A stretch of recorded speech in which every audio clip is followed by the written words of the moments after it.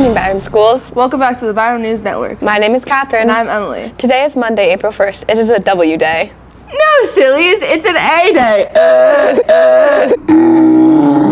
April Fools! I'm out. Band members, you're in week 1 of the lesson schedule. Drama Club, your next rehearsal is Tuesday after school. It is a full run of the play.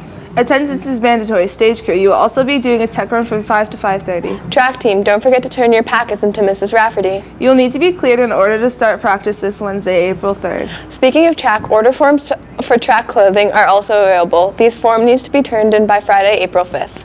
You can stop by Mr. Clayton and Mr. Morris from the main office to pick one up.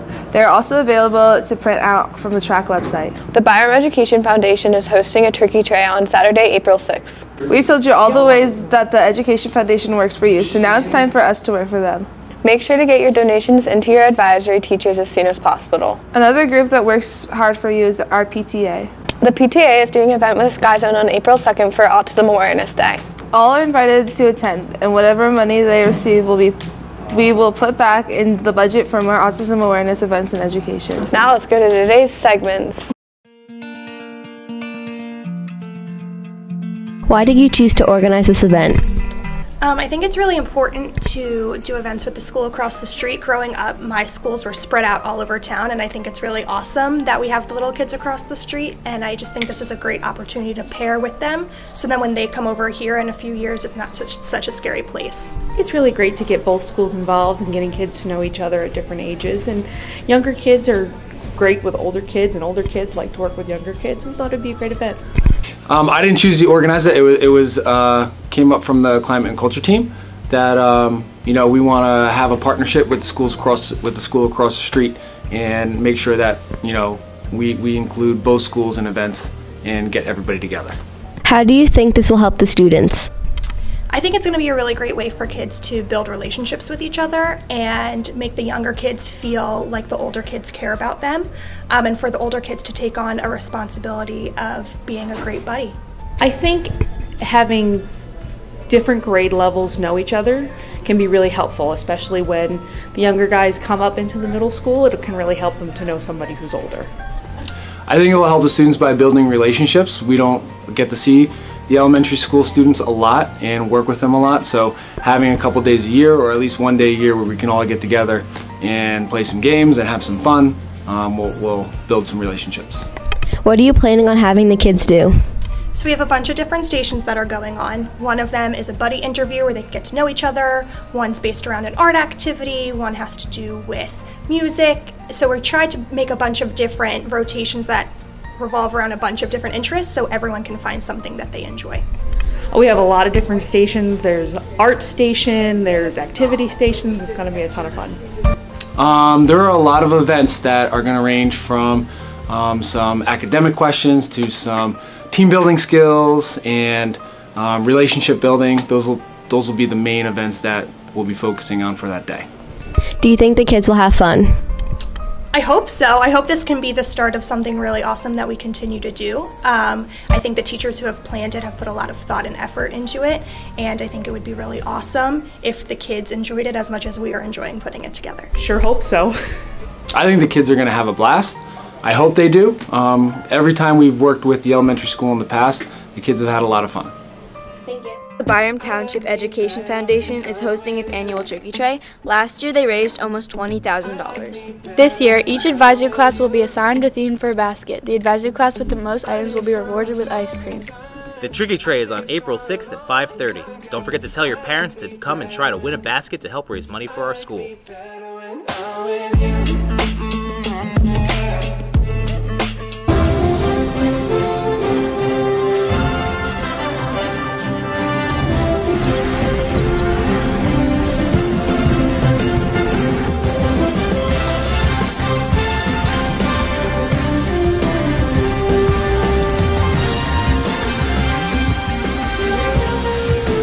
Hi, I'm Gabe from 5th grade. Do you like mysterious, funny, and mouth-watering books?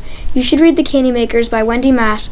It's about 4 12-year-olds, Miles, Daisy, Philip, and Logan. Logan is the candy maker's son that owns the Life is Sweet candy factory.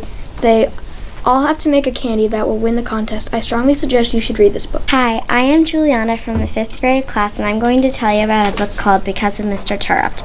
Anna's shy, Peter is a little rude, Lexi was mean, Jessica was very, very lonely, Danielle had no friends, and Jeffrey hated school. But when they go into 5th grade and meet Mr. Turrupt, all of that will change. So it comes as no surprise and it's devastating that Mr. Turrupt suffers an accident. Will everything go back to the way they were before 5th grade and before Mr. Turrupt? If you like tales of friendship and sticking together, then I highly suggest Because of Mr. Turrupt by Rob Boyer.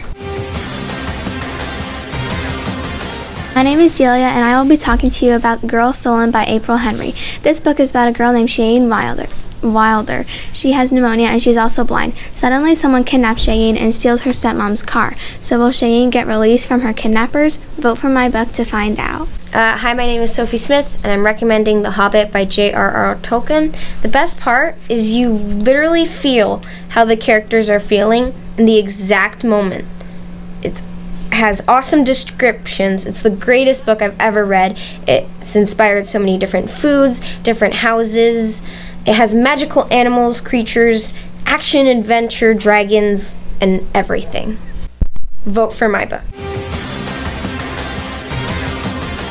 Hello readers, I'm Luca Fowler and I chose The Misfits. It's written by James Howie. There's 4 friends, Bobby, Skeezy, Joe, and Addie. They go to the same school and they are bullied for a variety of reasons, depending on how they look and how they act. There's so many plot twists in this book, that's why you should read it. Go vote for me. The Green Mile by Stephen King is based during the Great Depression in 1932. It is narrated by death row supervisor Paul Edicombe, who supervises John Coffey, who is accused of murder. Though John Coffey has a secret that could turn everything upside down. If you like a good young adult crime thriller, you should vote for Stephen King's The Green Mile. My name is Emily, and I'm an 8th. The Hate You Give is about a 16-year-old high school student named Star Carter.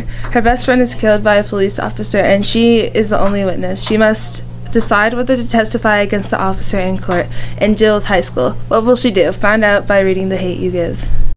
Hi, I'm Evan Williams. I read this book, Code of Honor by Alan Gratz. This book starts in Phoenix, Arizona, where Carmine is a senior in high school and plays on the football team. Everything is good until his best friend and brother, Demetrius, is sent off to West Point Military School, and he is sent off to Afghanistan and is caught trading to Al-Qaeda. Make sure you read this good book. That's it for Monday's episode. We end today with a quote of the day. Today is April Fool's Day. Believe nothing and trust no one. Make it a great day, Byram, or not. The choice is yours. Happy birthday, Shannon! 3. Wait, what are we saying? April Fools!